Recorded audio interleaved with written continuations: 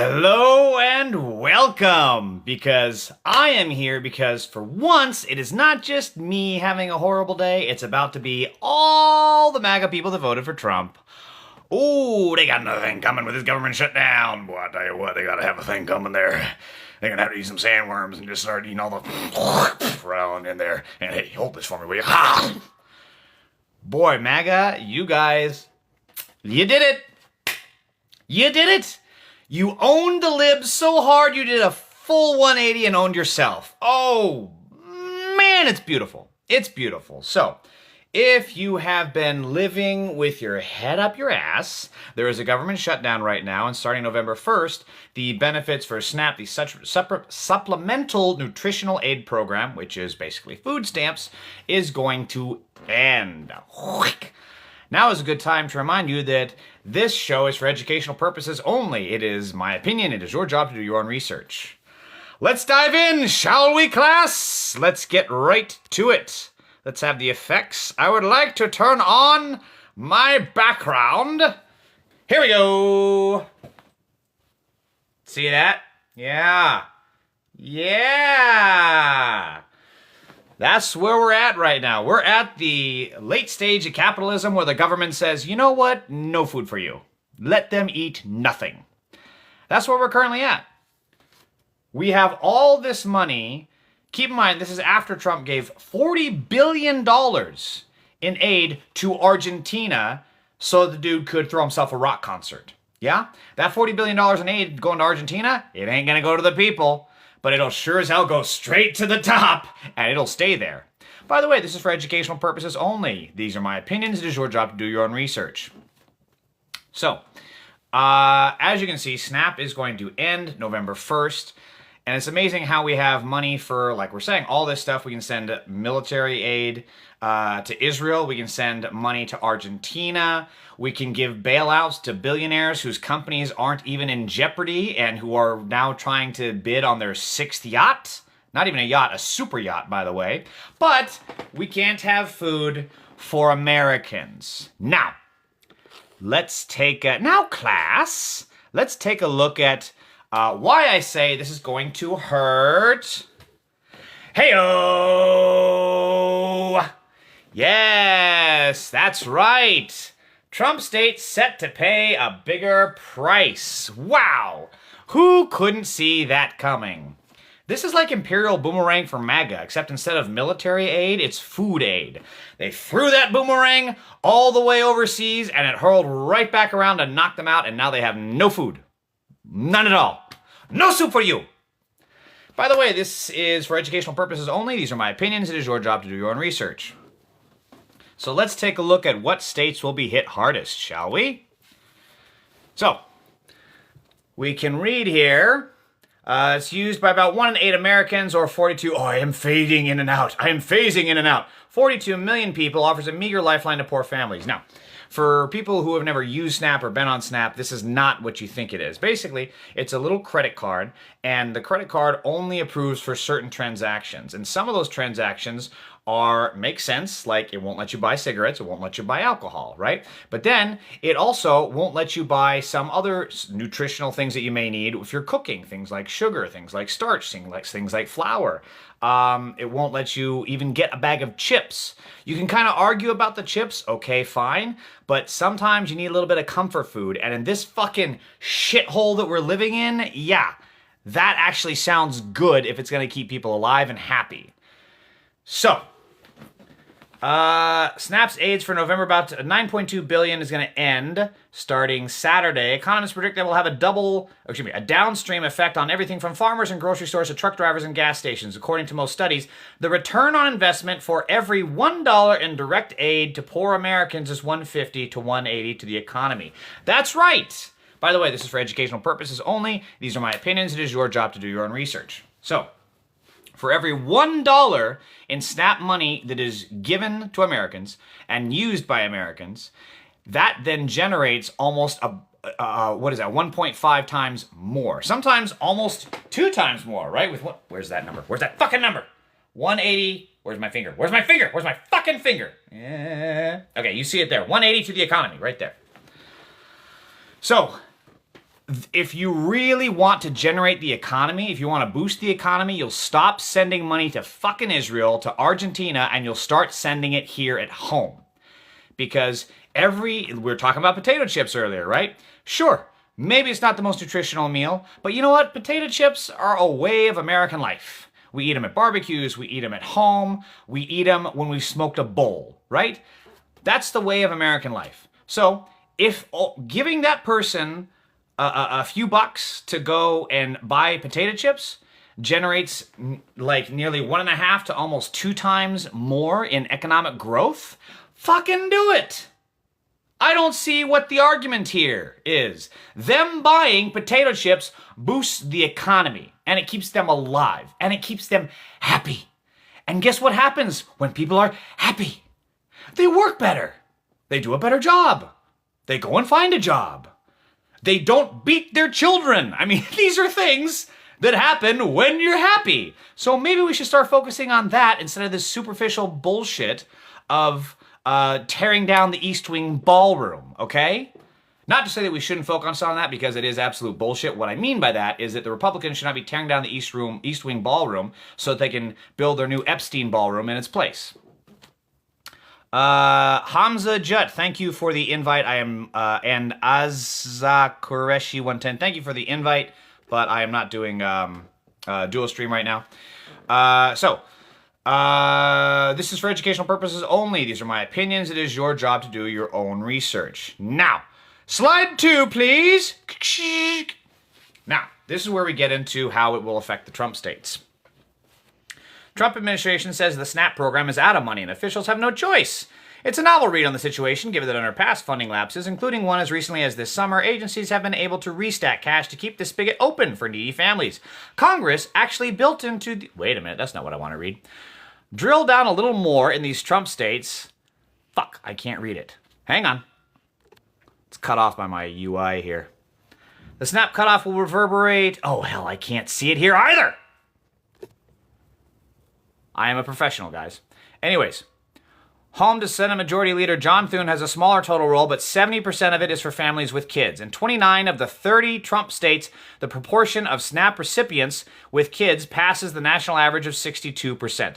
29 of the 30 states that Trump voted for. These are the people that love to tell us to pick ourselves up by our bootstraps. Meanwhile, they're using my California fucking taxpayer dollars, which is a net surplus state, to feed themselves. I don't want to hear another fucking thing from these maggots that are telling us that, oh, we can't afford to feed our people, we can't afford to house immigrants. Well, clearly we fucking can. We're just not doing it. Because you guys are getting in your own fucking way of using your own benefits. And now, guess what? Enjoy the growling empty stomachs, because you're going to have a lot of it, because no one knows when this fucking government shutdown is going to end.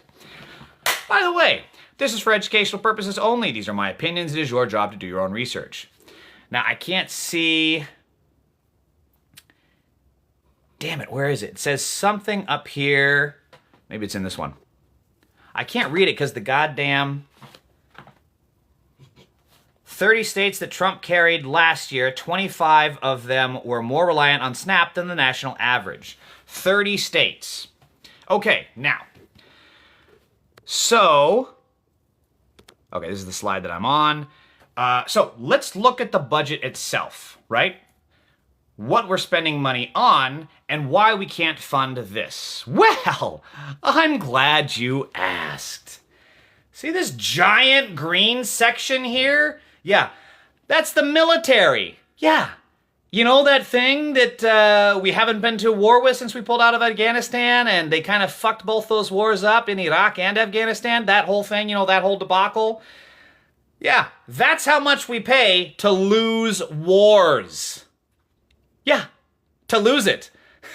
A majority of our budget goes to lose wars and see dead Americans.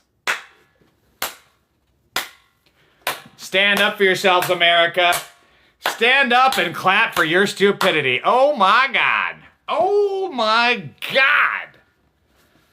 That's nearly, what, about 2/3? That's about 2/3 there. Goes to the military, which hasn't won a war since against the Nazis. Ironic, since we're now facing the Nazis.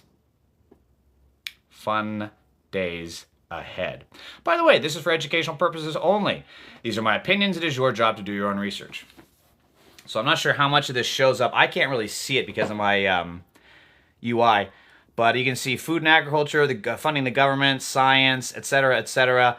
Unemployment and labor. This is basically, what you would call welfare benefits. 3% is in that budget.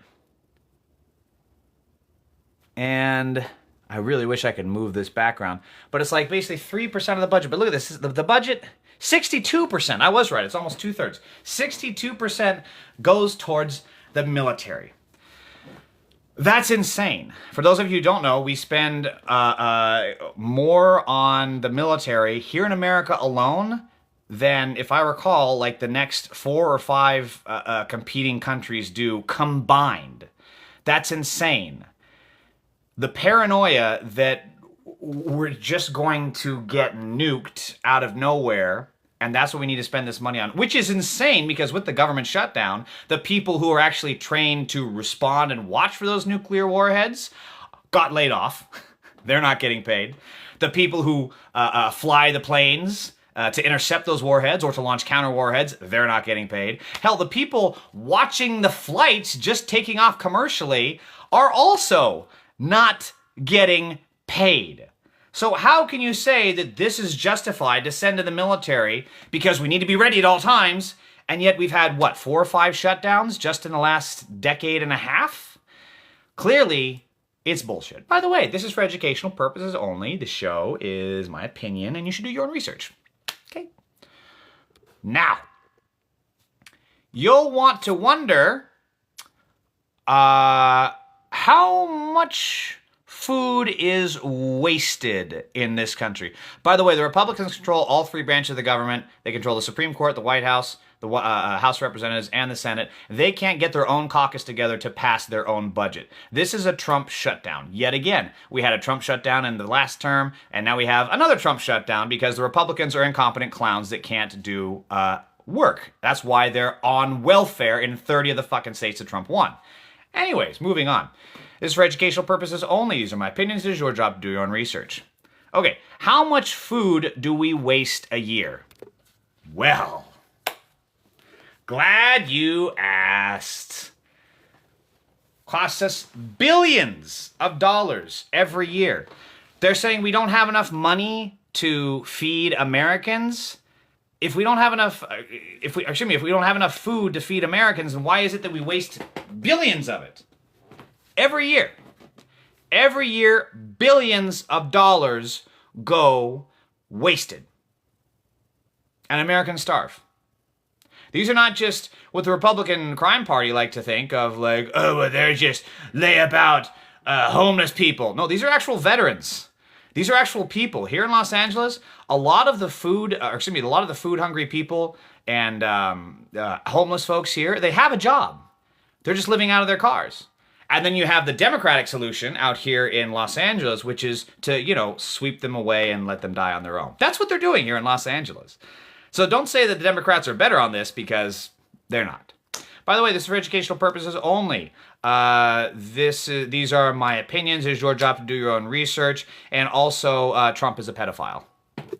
All right, now, let's look at just how much food is wasted.